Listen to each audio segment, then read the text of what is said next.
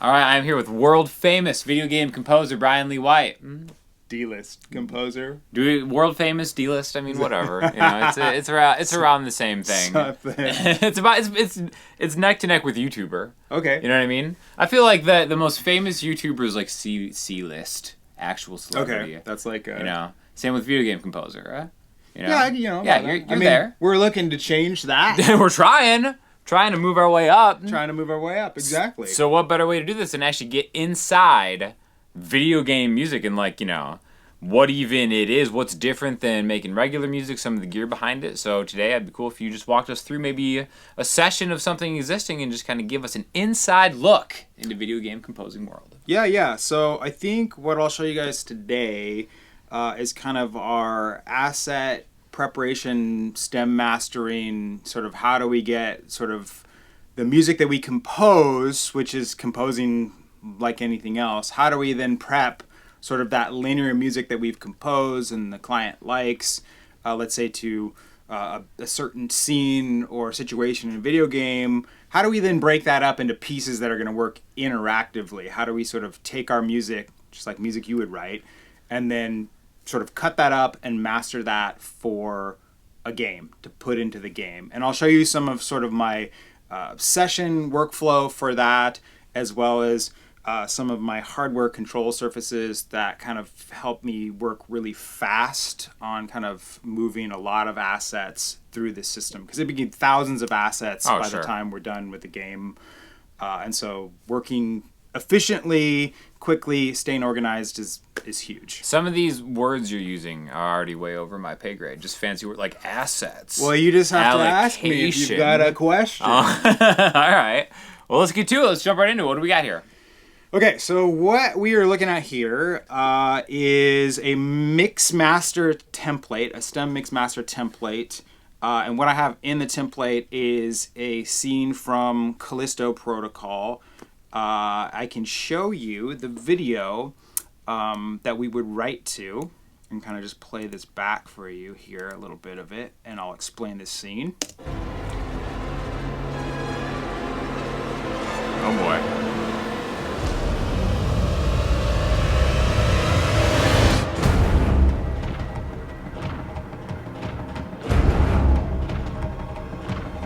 This is like a nightmare slip and slide. Yeah, What's even more nightmare is that he's sliding through sewage water. Oh. So we call this the poop slide. Poop slide.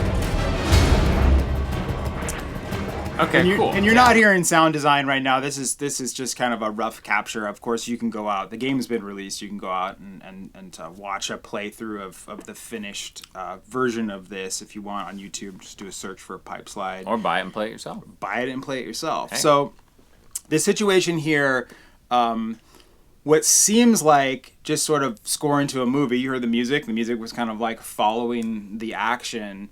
The player actually has control, so you can control yourself moving through the pipe slide, and there are different points where you run into these obstacles, and if you don't navigate past them, you die, and there's a death scene.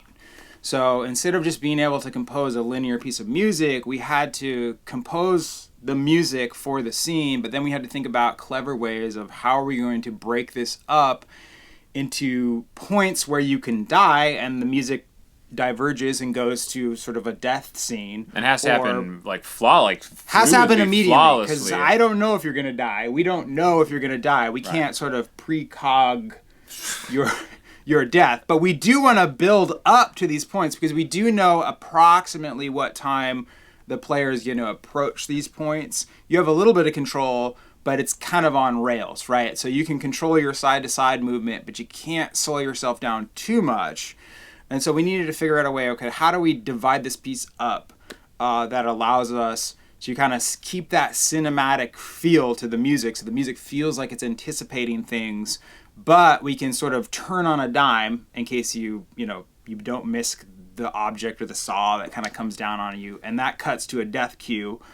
Or we can continue on and sort of build the cue throughout. And a cue is just a piece of music. Cue is just a piece of music, yeah. And in composing, whether it's for games, TV, or film, it's just we call it a cue. Cool. CUE. Nice. Instead of a song. Right. But you can call it whatever you want. A tune. So- A ditty. And so how we approached this, originally we just had this video and we just wrote to it music. We just said, let's write some cool music and make sure that the music captures the piece, make sure that the client is happy with how that music sounds. And so we did that first. And then we figured out how do we cut it up. We worked sort of with sort of the technical side of the audio team to figure out what is possible. And we decided the best way to do this is to break up the cue into lots of little cues that we just called parts, for lack of a better term. And we have 11 parts in this. And those 11 parts kind of work together like train cars. The clever thing is that some of them are a little longer than they need to be in case you need a little bit more, like you slowed yourself down along the wall and you need a little bit more time to get to the next train car. But they're written in such a way that the pieces can interrupt each other. And so I can show you here sort of how we broke these pieces apart. Get rid of this video window. So this is one part you're going to play first. So this is one part. This is the intro part I'm going to play here. And you can see I've just labeled these with regions. Okay. You're sensing a You're sewage sensing landslide coming. danger. This is going to be the start of where it kicks you into the QTE.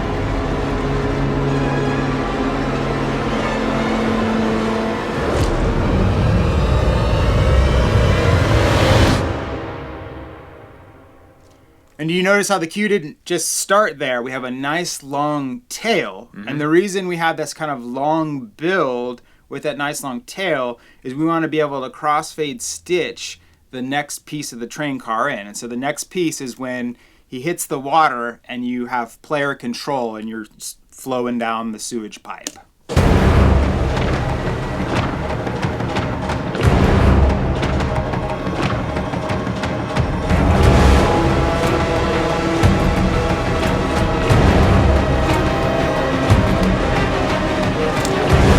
And so that sort of builds and builds and builds in anticipation. And so we kind of built this anticipation rising, but we built it just a little bit longer, maybe a bar or two. We kind of sussed it out and figured out what made sense. We built it a little bit longer, kind of rising in anticipation to the next point where you can either die or you can break through that next gate, fall down to this next segment. And here's that piece that connects the segments.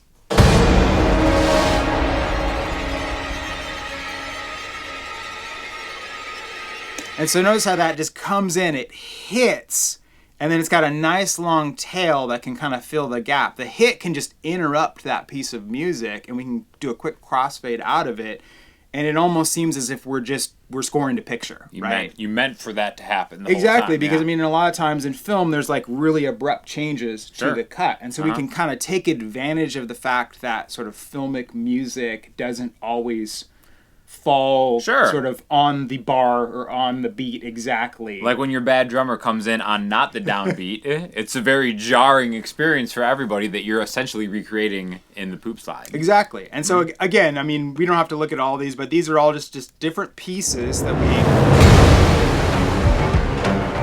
different segments that we stitch together. And if at any time you die, we did a bunch of different death loops. Here's just one of them, or death sort of stingers, if you will.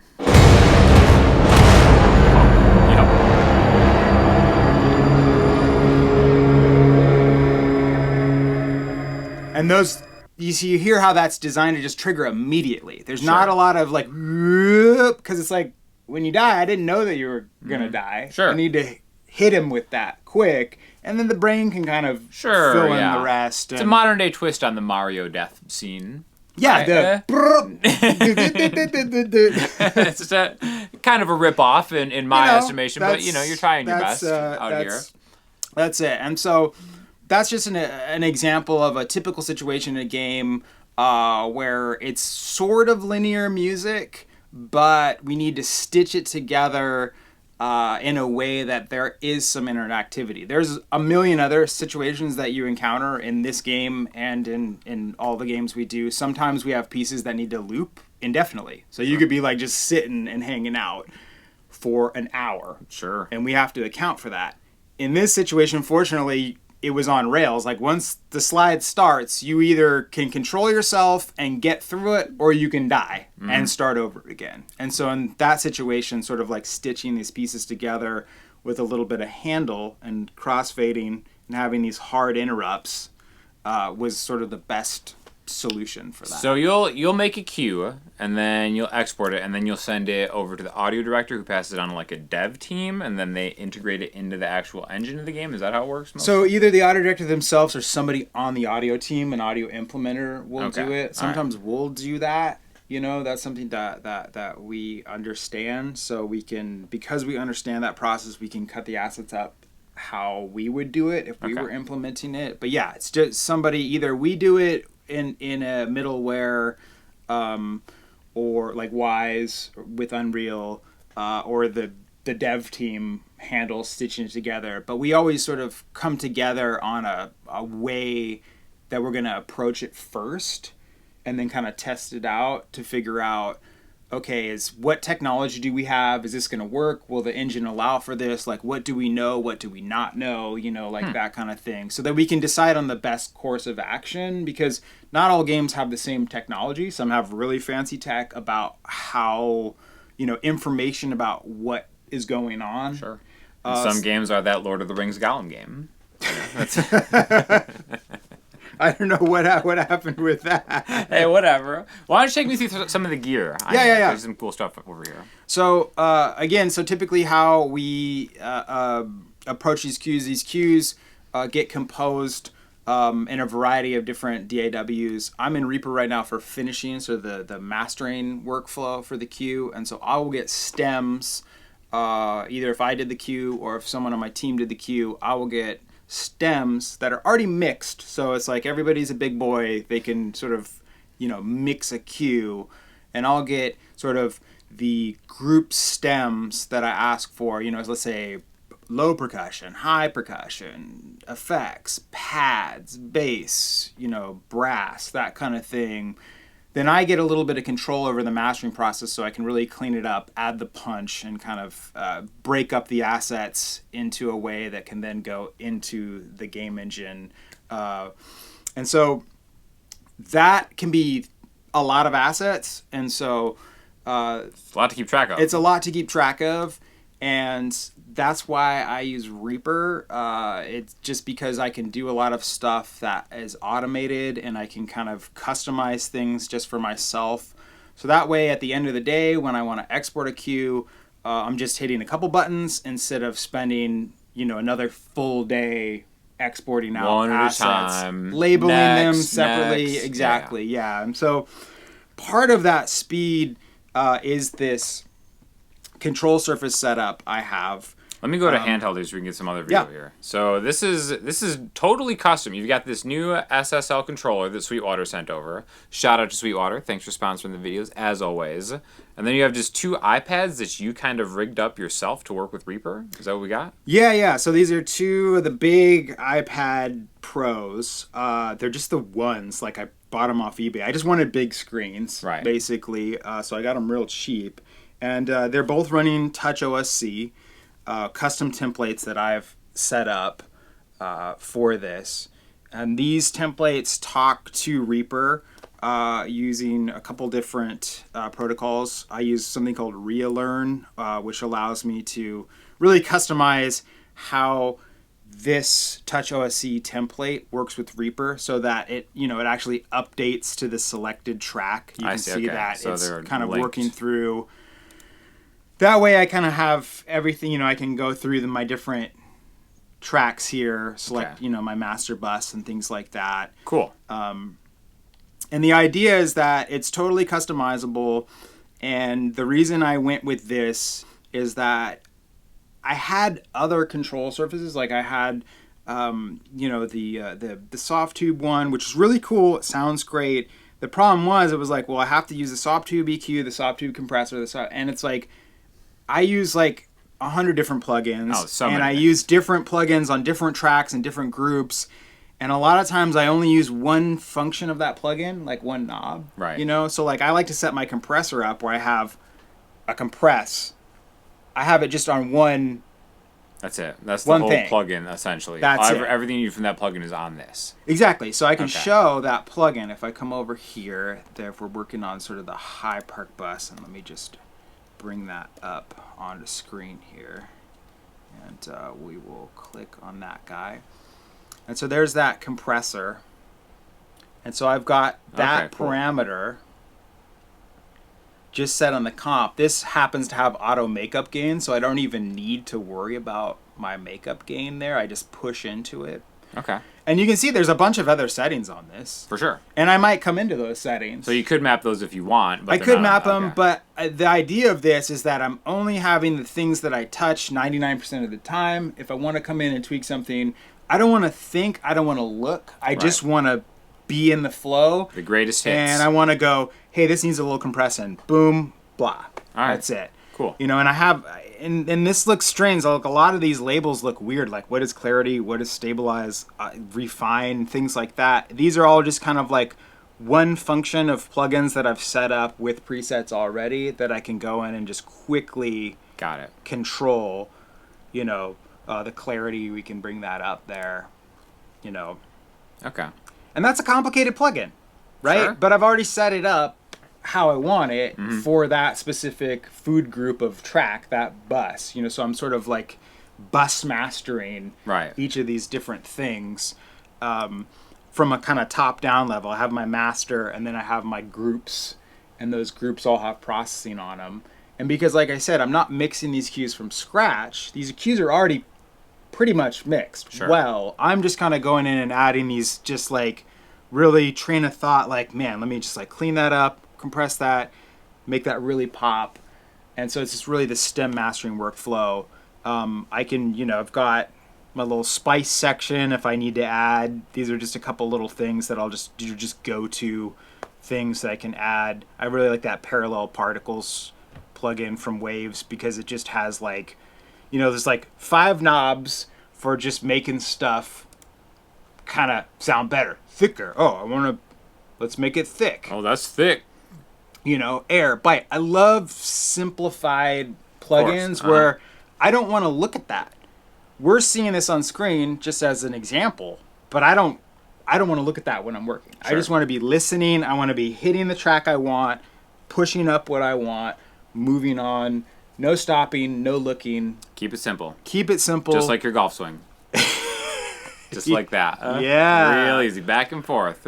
All right, what about the SSL guy here? Okay, so that is a really cool piece of this because originally I just had these 2 iPads. Right. And and I have like sort of a main section that has a fader. It's got a solo, it's got a pan.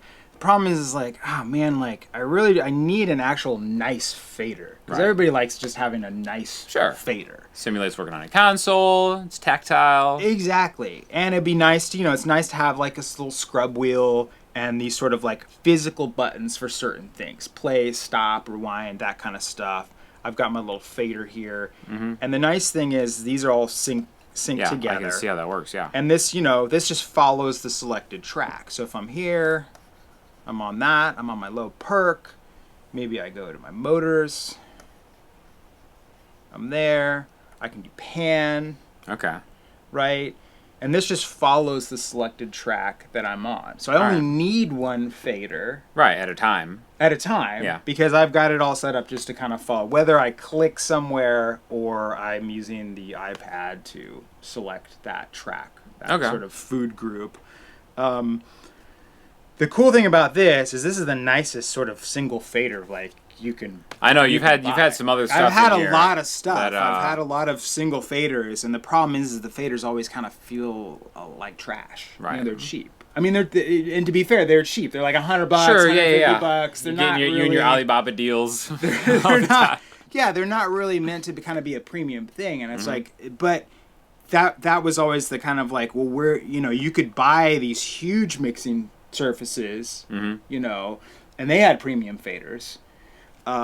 or they were sort of locked to like, just Pro Tools or something like that. But SSL came out with this, and I was like, as soon as they came out, I was like, oh man, like, especially for your custom Reaper setup. this is like this is the perfect thing. Exactly, it's not locked in other stuff, but if you do use the SSL plugins like I do, I love those things. Sure, you can then map them. I can also map any plugins to this right now. So not just the SSL ones, I can map other ones. I have it set up. If I want to actually have a physical knob for something, I can quickly just map that. Sure, which these would just replace any of these here, and then you also do get the graphical display and everything. So that's really cool. Like, I mean, that's worth mentioning. So there's a graphical display, and we can kind of play back some audio and hear.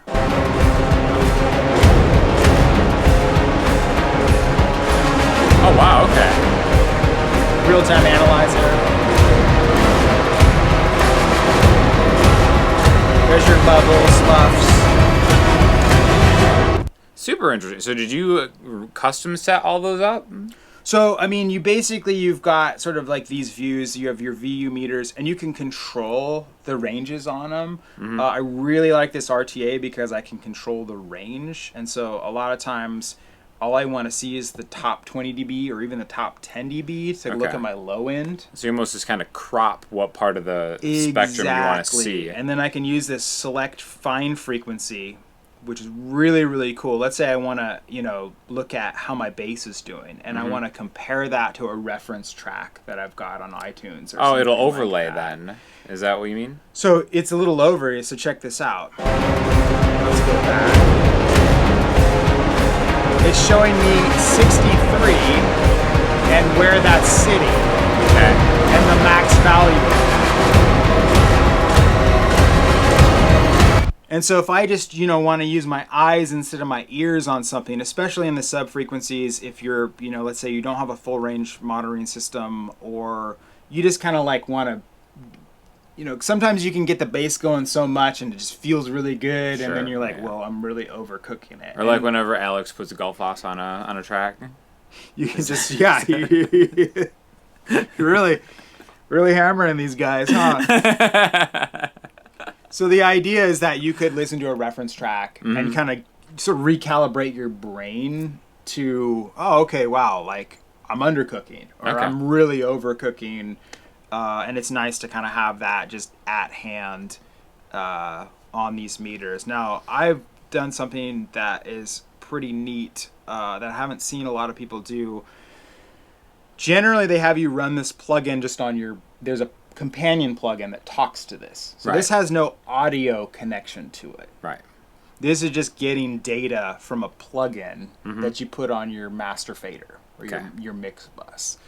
Instead of putting it on my mix bus, I want to be able to see all the audio coming out of my system on this so that I can reference. So I want to pull up a YouTube, I want to pull up iTunes, I want to pull up Spotify, and I want all that data because I just always want to be constantly thinking about, okay, what is this level? What is that level? What does that sound like?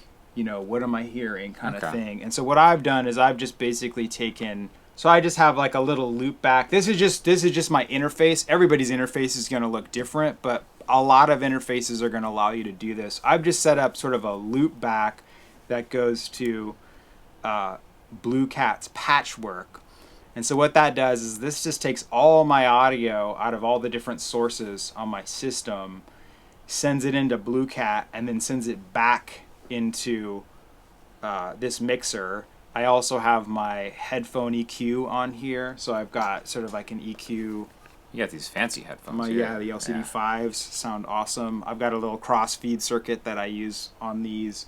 And so I use this as an opportunity to load up any meters that I want also, and in this case, the SSL meter. And there's a million ways you can do this on your system. Like even if you don't have an interface that has this feature, you can set up loopbacks using kind of other software. But that's really a game changer for when you start using metering, whether it's a metering plugin that's just a plugin in your DAW or a metering here. Because otherwise you got to like rip something, import it into a session, see it on different tracks. And until you understand, like, oh, my favorite music sounds like this, how loud is it? What is it? So the visual aspect or the numeric aspect doesn't really make sense to you until you gain an instinct for it. Okay. And it helps if everything you're listening to out of your computer is coming up on one of your meters. I have this other meter here. I love meters. You're a meter boy, meter man. I'm a meter man. And then your brain just starts, making the connection. And so Okay. you know how loud is loud or not loud enough. And you know what the number means. I know if I'm shooting for -12 or -14 at a certain level on my monitors, I know exactly what that sounds like because you just get that muscle memory.